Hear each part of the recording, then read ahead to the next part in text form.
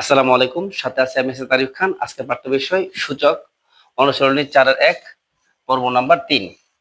আজকে পর্বে আমরা শিখব তোমাদের পাঠ্য বইয়ের 80 পৃষ্ঠার 6 নম্বর অঙ্কটা আর 7 নম্বর অঙ্কটা। দেখো অঙ্কগুলো আমি সমাধান করতেছি, তোমরা এই সূত্রগুলো খাতার মধ্যে উঠাই নিবা, ঠিক আছে? সূত্রগুলো মুখস্থ করবা বা সূত্রগুলো বুঝে বুঝে লক্ষ্য রাখবা, অঙ্কগুলো সোজা মনে হইব। দেখো অঙ্কের মধ্যে বলতেছে √x inverse 1 into Y into √y inverse 1 into Z into √z inverse 1 into X. এখানে এক্স এর মানটা 0 থেকে বড়, ওয়াই এর মানটা 0 থেকে বড়, জেড এর মানটা 0 থেকে বড়, সবগুলো মান 0 থেকে বড়। তবে এই অঙ্কের মধ্যে এইটা কোনো কাজই নাই, শুধু কাজ করতে হবে এই যে এই জায়গাটায়। তো অঙ্কটা আমরা সমাধান করতেছি। অঙ্কটা আমরা এই লাইনে পরের লাইনে আমরা তিনটা রুট থেকে একটা রুট কমন নিব, তিনটা রুট মিলে একটা রুট হয়ে যাব। এই যে এই মাইনাসের জন্য উপর একটা 1 আর এক্স চলে যাবে নিচে, পাশে আছে কি ওয়াই। আবার মাইনাসের জন্য উপর একটা 1, জেড চলে ওয়াই চলে যাবে নিচে, পাশে আছে কি জেড। আবার মাইনাসের জন্য উপরে একটা 1, জেড চলে যাবে নিচে, পাশে আছে কি এক্স।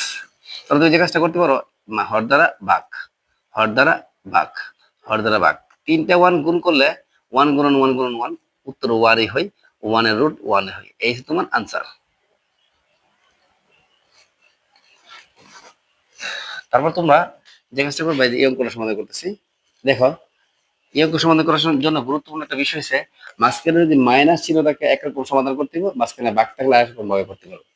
মাঝখানে যোগ বিয়োগ থাকলে একরকম, মাঝখানে গুণ ভাগ থাকলে একরকম। যোগ বিয়োগ থাকলে কি করতে হবে দেখো, যোগ বিয়োগ থাকলে এই যে 2 উপরে পাওয়ার n আছে, n ভাঙিয়ে দিবা, 2 উপরে আবার পাওয়ার 4 ভাঙিয়ে দিবা, ঠিক আছে? এভাবে যোগ বিয়োগ, মাঝখানে যোগ চিহ্ন অথবা বিয়োগ চিহ্ন থাকলে এই দুটোর মাঝখানে যোগ অথবা বিয়োগ থাকলে ভাঙিয়ে ভাঙিয়ে দেওয়া যাবে। কিন্তু এই যে এই 2 উপরে n পাওয়ার, আবার 2 উপরে কি 1 পাওয়ার, এই 2 উপরে n ছিল 1 ছিল, ভাঙিয়ে ভাঙিয়ে দেওয়া যাবে। কিন্তু ভাগ চিহ্ন থাকলে বা গুণ চিহ্ন থাকলে এভাবে দেওয়া যাবে না। ভাগ চিহ্ন থাকলে গুণ চিহ্ন থাকলে কি করতে হবে, এই যে দুইটা 2 থেকে আমরা একটা কমন নিব, ঠিক আছে?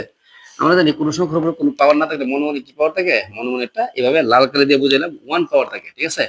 এখন দেখো ভাগ থাকলে কি করতে হয়, দুইটা থেকে একটা কমন নিবা, ভাগ থাকলে পাওয়ার গুলো বিয়োগ হইব। তাহলে আমরা দুইটা 2 থেকে একটা 2 কি করতেছি, কমন নিতেছি। উপরে আছে n+2, এই যে এই 1 না মনে মনে 1 ছিল, ভাগ থাকলে পাওয়ারটা কি হয়ে যাবে গা, বিয়োগ হয়ে যাবে। দেখো ভাগের সময় আমরা দুইটা 2 থেকে একটু কমন নিছি, কিন্তু এই যে বিয়োগের সময় বা যোগের সময় কমন নিতে পারতো, ভাগ্য ভাগে দিতে হবে। মানে 2 এর উপরে n পাওয়ার আলাদা করে ভাগে দিতে হবে, আবার 2 এর উপরে কি 4 পাওয়ার আলাদা করে ভাগে দিতে হবে, ঠিক আছে?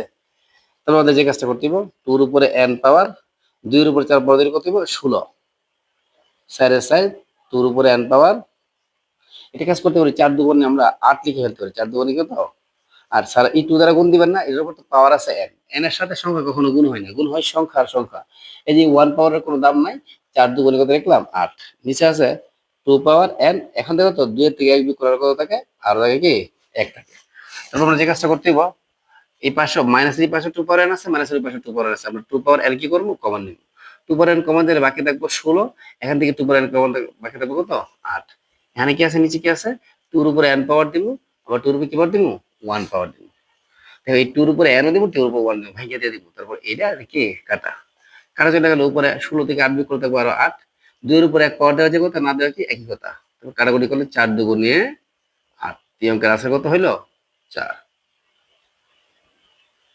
এই সে অঙ্কের আনসার। এই অঙ্কটা অনেক ইম্পর্টেন্ট, তোমরা অঙ্কটা বেশি বেশি ভাবে প্র্যাকটিস করবা।